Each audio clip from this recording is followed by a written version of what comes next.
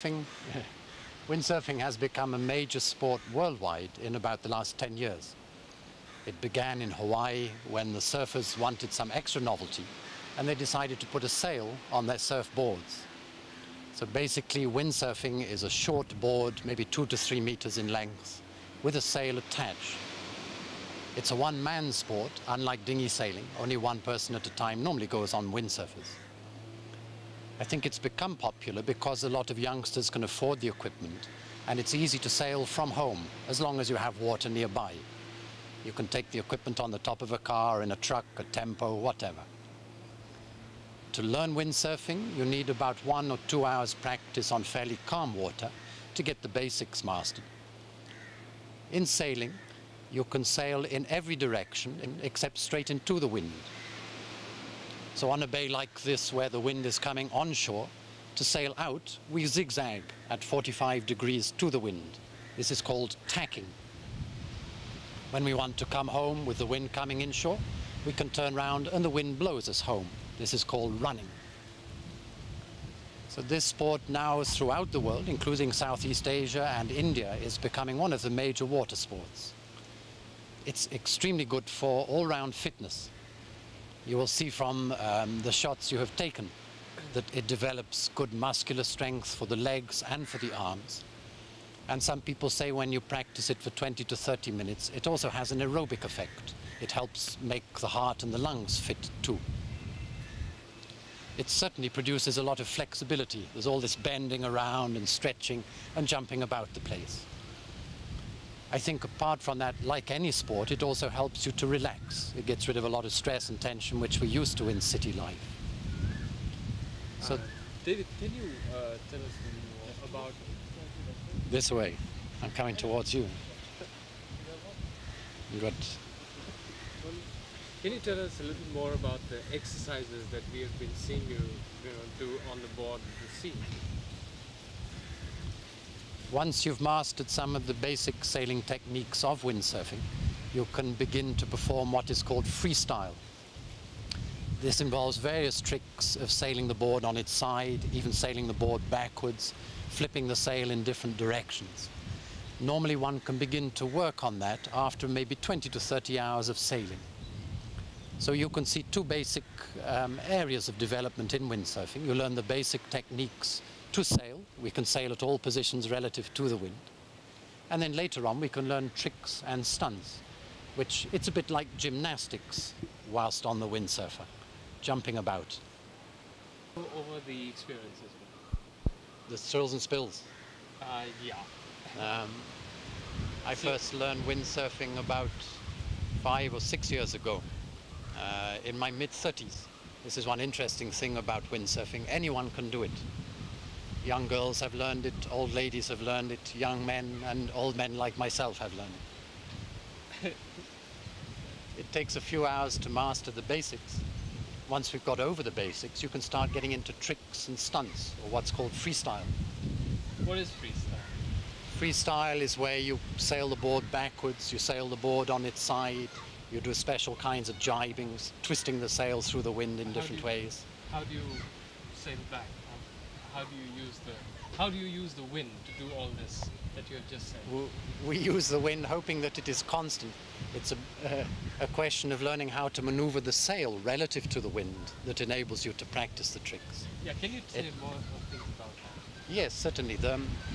Initially, normally you learn just to sail along in a straight line and you're holding the thing and you're going straight down a certain line relative to the wind. This is the first step of learning. Then as you get practice, and I should point out practice means falling off a lot. There's a lot of tumbling in there. Practice means falling off a lot. You learn to sail at varying positions to the wind. And eventually you learn how to get the sail in such a position that you can even go backwards. So this is like acrobatics or any other athletic skill. With a considerable amount of practice you can get into those kind of stunts. I think it's fair to say the majority of windsurfers enjoy just sailing along in straight lines or up and down a bay or in and out of a beach. But every man chooses what he likes. Okay, yeah. Yeah, that's the kind Easier? of... Okay? David, can you...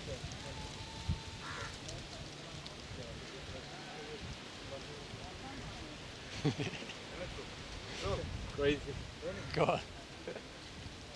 Okay. David, can you tell us something about the races? I mean, with the regattas and races, Yes. and what goes in there, and briefly, Yes. if you can just round it up.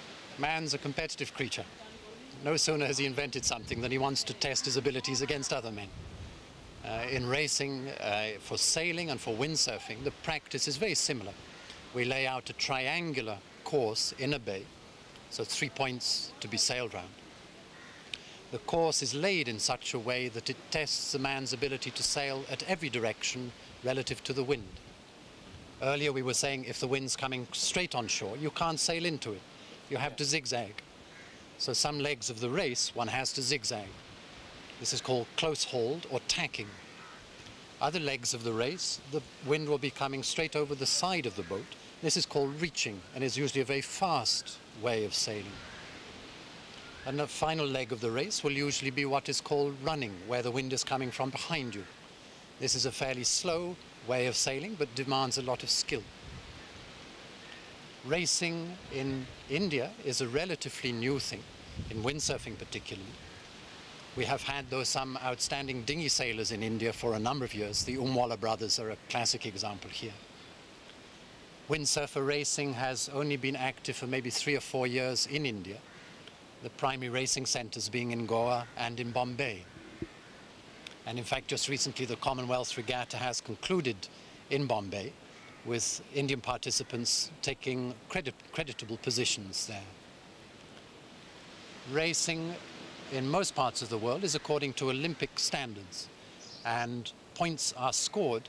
The winner of any race scores the lowest points, actually 0 points. And then every position, second point, has a certain number of penalty points against it. Third place has a certain number of penalty points, and so on. Now, in a regatta, this means there's a series of races. So over the series of races, the cumulative penalty points accrued in each race is added on for the particular sailors. At the end of the race, at the end of the regatta, the man who wins the regatta is the one with the lowest number of penalty points. So on that basis. As such, a regatta tests a sailor possibly over a number of days in a number of different wind and sea conditions. So it becomes a very exacting test of his skill and his athleticism. Can you tell about the major sport of the last decade? It grew out of surfing. In surfing, we have a simple board, maybe 2 meters in length, which you stand on, and you use the power of the wave as a motive force in surfing. The surfers in Hawaii about 10-15 years ago were getting bored just with surfing and decided to put a sail up onto the board. The windsurf board it became. The windsurfer then is a board of about 2 to 3 meters length, usually made of fiberglass or a particular type of plastic. There's a sail which is 2 to 3 meters high above you, and you have to hold the sail up. Windsurfing is definitely a one-man sport. There's only one person at a time goes on most windsurfers. It demands a fairly high level of athleticism. However, young people, old people, ladies and gents alike have all learned windsurfing all over the world. It's different from dinghy sailing. In dinghy sailing, normally we can get 2 men into a dinghy, a helmsman and a crew. That's like a driver and his assistant. In dinghy sailing, the classes that are well known in India are the Enterprise class. This is basically an old class from England, which has been raced now for about 20 years there, and is the national class in India. More recently in India, the laser dinghy has been introduced. This again can be a 1-man or a 2-man dinghy and is exceptionally fast, a very exciting dinghy to handle. But the major difference in sailing would be between windsurfing and dinghy sailing as a whole. Windsurfing being 1 man, dinghy sailing 2 people.